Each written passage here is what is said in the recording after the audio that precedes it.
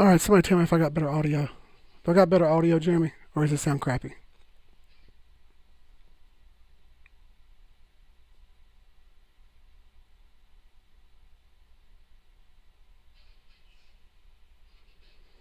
I can't tell if the audio is any good or not. I just tried it a second ago and it wasn't any good. Sounds good. Okay. Man, I don't know what was going on, dude. I think it's, I really just need a hardwire connection in here. I guess that's, okay, sweet. Good deal. All right. I'm just making a MACD video because I can't get it to migrate from Discord correctly. And I can't get it to come off Google Drive correctly and upload right. It keeps clipping out when I try to upload. So, you know, right now it says I'm good on the streaming stuff here. Let's see. Yeah, 23 minutes ago I skipped a frame, but not right now. I know, right? What's up? All right. This is unlisted too, so it's just us in the group here. All right. I'm just gonna dive off in this here. Let's see if it pops up on the streaming software and actually shows my screen or not, because it's not showing it right now.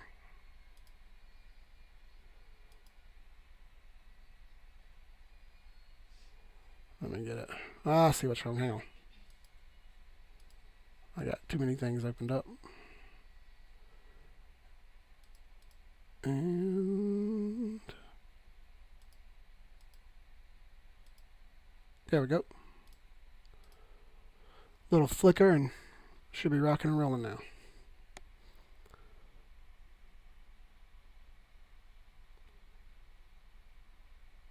Might be ordering some parts from the TL. Yeah, man, just let me know. Alright, let's do this MACD video. I'm going to try to make it between 15 and 20 minutes and be done. And then I'll get it uploaded. I'll try to make another one later. Streaming clearly now.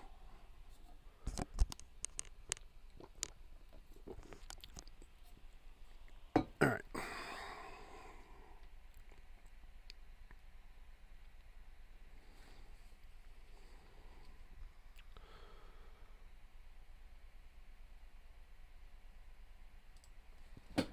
Alright, what's up everybody? Keith back again. We're going to do a little video on the MACD here. MACD indicator and how it works, what it does, how effective it is, and what it's going to take to use it and put it on a chart and compare and contrast it with whatever you would normally do. So let's get into it here. Essentially, the MACD has a few parts. MACD is a basic indicator on charts that gives you a momentum of what's going on, what's happening, and why it's happening, kind of. And helps you get an overall feel for which direction it may or may not be going. All right, so there's a few parts to the MACD. Really not much to it. It's a really cool indicator for that reason. For whatever reason, there it goes. It's lagging just a little bit here on my screen. Anyway, we'll zoom in here a little bit. The MACD has a few parts. So if you're looking at it and you want to pull it up on your screen, you click on indicators here. You'd search. I've already got it saved in my favorites, but you'd search MACD. MACD would pop up right here. I use the basic one. You can try the strategy one. If you're looking for a different one, that's fine, but I use the basic MACD one. Nothing fancy about it. I have no other indicators pulled up on the chart right now, strictly just the MACD. There we go. There we go. Here's a full screen version of it. I just had to get that other one off before I could do it. All right, so the MACD has a few parts. The most important line in the MACD is probably the trigger line. The trigger line is the orange line, okay? Looking closely, you have two moving lines here. You have a blue line and an orange line. Okay, the blue line is the actual MACD line. And there's a technical formula to tell you what that MACD line means. I'm just going to tell you it's the faster moving line. That's the easiest way to think of it, okay? It's the fastest moving line.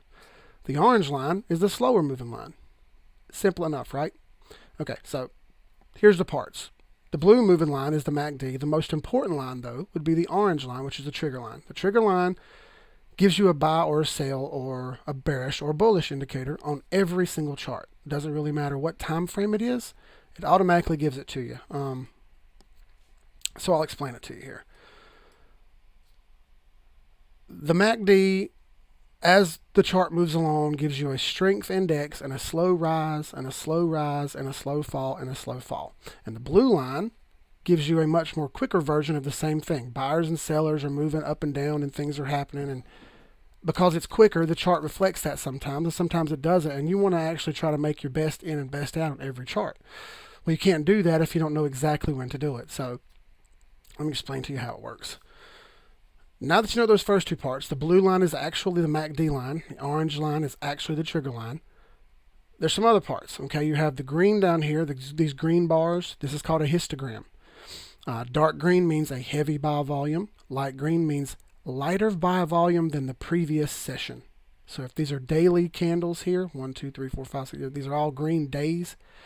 You see a dark green and a light green, well, that means the day after wasn't quite as much buying as the day before. Okay, now this could indicate that the buyers are slowing down. This could indicate that there's more sellers than buyers that day. Could indicate multiple things. You don't really know. It's just to give you a broad view. And as you can see, each one kind of does this little swoop action here. Okay, each one. Because that's a buys and sales. All right, this is just momentum doing its thing. That's how it works. The next most important part of the MACD, not the histogram, is the midline. Okay, I'll make that black so you can see it a little better. This midline is the difference between buys and sales, or bulls and bears. Okay, over top of the black line, we're in buy territory, bull territory, up territory. Underneath that black line, we're in sell, down, bear territory. Okay, that's simple to understand. Okay, the question is, where would you buy and where would you sell? All right, well, it's a little bit complicated, but not too much. Now, I'll kind of show you here on the chart we got pulled up. We have a crypto pulled up right now, but let's just pull up Bank of America. How about that? I don't even know what Bank of America is. BAC. There we go. Again, this is the MACD for BAC. I'm on a daily chart. It's also important that you remember to be in log mode down here. You always want to be in log mode because we're trying to log trends. We're not just looking at the price. The price is actually the last thing we care about. We want to know where the trend's going, why it's going there, and how long it's going to stay there. Okay? We can't get there if we don't know what's going on first. The past tells us the future on these charts. So what we see is here, we know that over top of the MACD, over top of the midline is bull territory, and underneath is bear. We can see that we had a lot of bear movement back here in the March area. That's when the coronavirus started. A lot of this stuff happened back here, and a big dip happened. And we see a peak up here, and we see another peak up here, and we see sometimes it just dips down a little bit underneath the midline, doesn't stay there long. Well, what does that all tell us? Well, I'll tell you now, the way the MACD works is it gives you a buy and sell on each time it gets ready to cross the midline, or it's at the top or the bottom. You have 3 different points: the top, the bottom, and the midline. The top would give you a sell indicator. So here, where the blue MACD line crosses through the trigger line, hence why it's called the trigger line, that tells you to sell. Let's write that down. Sell indicator. Didn't spell that right, don't care.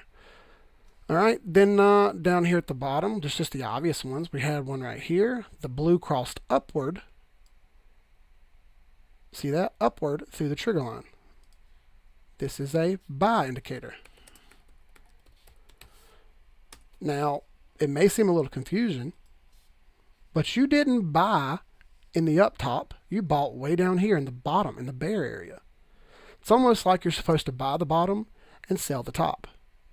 Okay? It's important to remember on every single chart. You buy the bottom, you sell the top. You don't play around in the middle. You don't buy the top. You don't sell the bottom. That's simple stuff, okay? This is why people say you buy the bottom and you sell the top, because the indicators are going to reflect that to you, okay? Now, there's some other times when the MACD gave us some signals that may have been hit or miss. Let's look at those. All right, haven't even looked at the chart yet. I just strictly looked at the MACD. Here we had another one. and another cross right here. These are important to remember. We'll document these here. And since we're not sure about these, let's do a vertical line just to mark where we think some action may have happened. Because I want to know. I want to go back and actually test this live here because I haven't even looked at Bank of America chart. Haven't bothered. Don't own any Bank of America. Don't care to. All right. So, again, this is the histogram telling us buys. This is the histogram telling us sales. Over the midline, good. Under the midline, bad. So forth, so on. It's pretty common sense to use. Now, let's apply this to our chart. All right.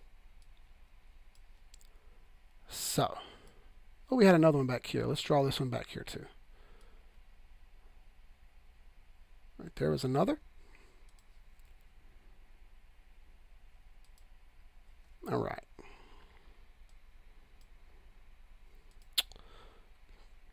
As you see, the Bank of America chart's a little choppy.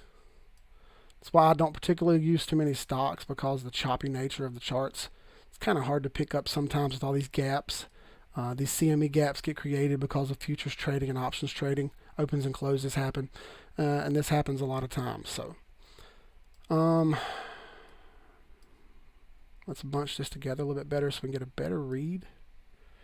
All right, so here was our first buy indicator on the MACD. The blue crossed up through the orange and gave us a buy signal. Right here at the same time was this candle telling us to buy. Okay, the MACD crossed blue to orange and started this move up. Now there was some dips and dives here. You see this? There was some price action in here, and things moved around and got a little dicey at times. Now we can spread it out a little bit now that we've seen where we're doing our stuff at. Yeah, you had some ups and downs. You had some retracements in here. But all the while, this MACD has been steadily climbing up with a gap in between the blue and the orange, nice and strong up. All right? All the way to this point where it crossed the blue down into the orange right here. We've already marked it. Now, sure enough, right here would have told us to sell. Actually, it was back a little more. Get the right spot. I don't want to cheat it.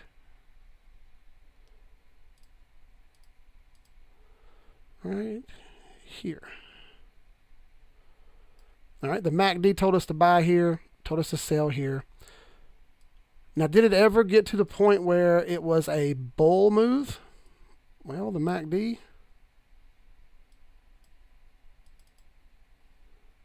never crossed the midline, okay? It stayed down here in bearish territory this entire time. Even though this was an up move, it stayed underneath the midline. So it was in the bearish territory. All this is bearish territory down here.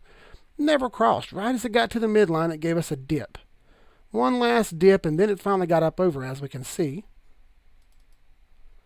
Right here gave us one last dip and pulled over. And this is why it's important to wait on a confirmation candle, because one candle can actually give you price action in one direction and then immediately goes in the other direction. It happens all the time. So that's why we always talk about waiting for confirmation. If you waited for confirmation and then waited one more candle like you're supposed to, the very next day was a solid green pull-up. Right from that red candle was a solid green pull-up. On this MACD cross, the next day was a pull-up, which is good. And you bought down here, you were pretty much flat where you bought anyway. I'll put a line right here. We bought here. That's where we bought. Pretty much flat. We didn't really lose, but like whatever, a couple bucks. And it immediately popped back over. Then, shortly after that, look at the MACD right here.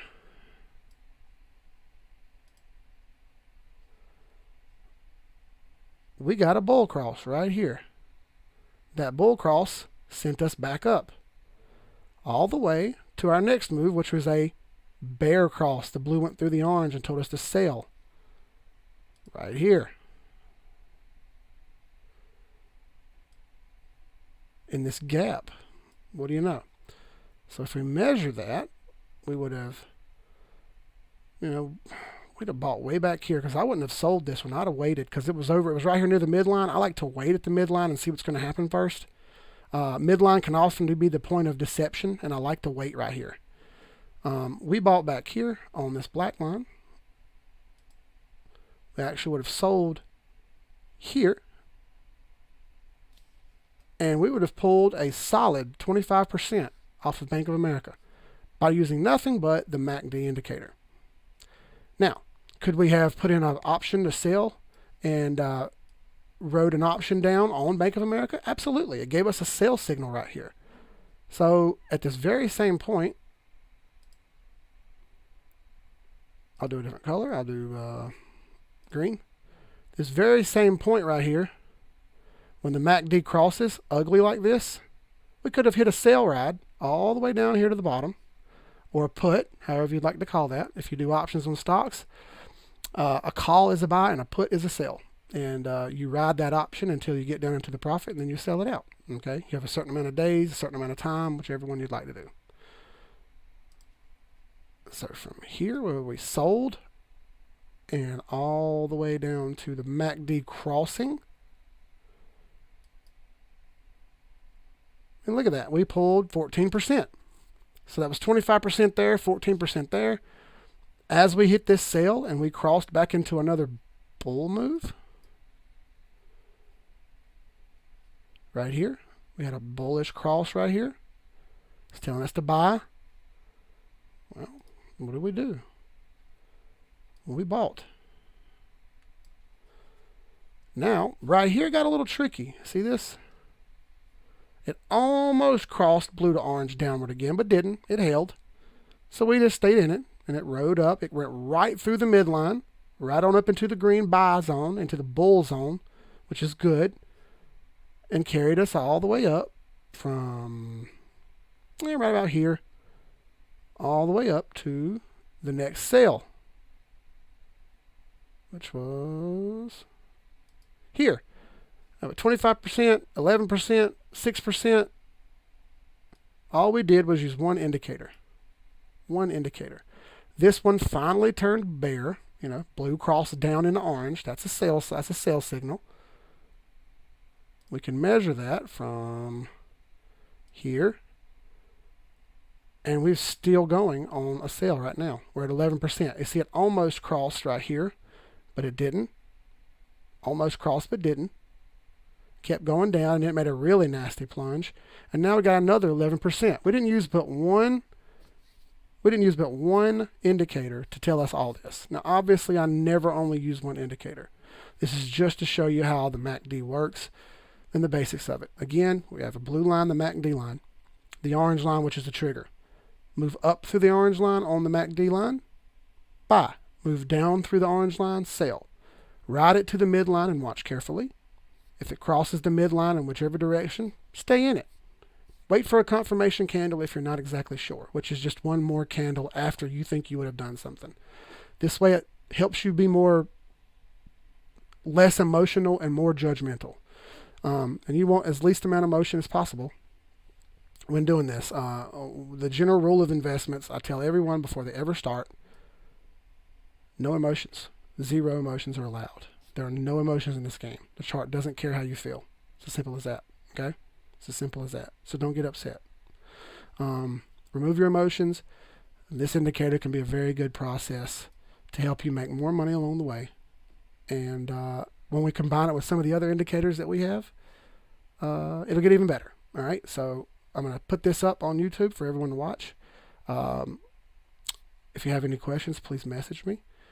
Anybody who'd like to be joining a group full of other people, I'd be happy to help you out and teach you in private if you'd like, because it's all free. Everything I do is free. It's all given away. All right, well, guys, we'll see you next on the next video I do, which will be the Relative Strength Index, and we'll see you guys then. Peace. Now, look, man, this thing started skipping frames on me mid-time. Like, damn. I bet it ain't gonna record right. 2 minutes and 4 minutes. Man. I'm about to go out to Walmart now and get some stuff to change oil with. I'm gonna get a damn Ethernet cable so I can just pull a hard wire through the house. And I don't have to deal with this. I feel like that's the best thing to do. Hang on a second, my kid's calling me.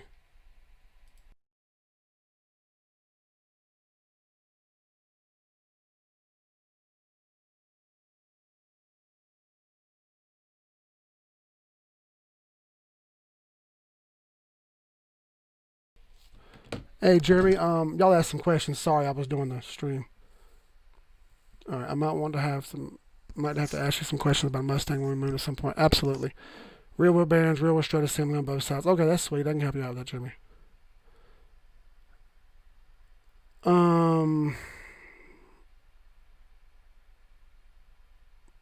Divergent. What do you mean? At what point, Jeremy? I'm sorry. I didn't want to talk to y'all while I was doing that because this is just strictly a training video. Divergent retracement would be retracement pulling away from the trend. Does that make sense?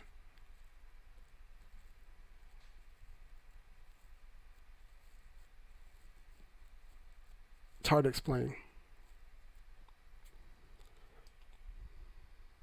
Second circle.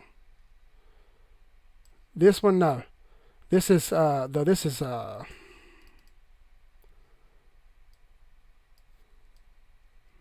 this would be divergent retracement. You're right, because we were converging on the midline. We were converging, and right as we got to it, we diverged away. You're correct. That would be divergent retracement, May 12th. But it was short-lived. That just small amount of sell volume right there. That was a small amount of sell volume. Then we had, convergent crossing right here, and it converged right back on the midline. And as it crossed right here, this is divergent bullish, because we're pulling away from the midline, diverging away from the midline up. The terminology is kind of whack, I know, but that's the way they say it, so that's the way we need to say it. All right, I just want to make this quick video. I'll be back with y'all on Telegram in a little bit here. I'm going to watch this video back and make sure it looks decent. And then I'll get it put up in the indicators section. All right, we'll see y'all fellas.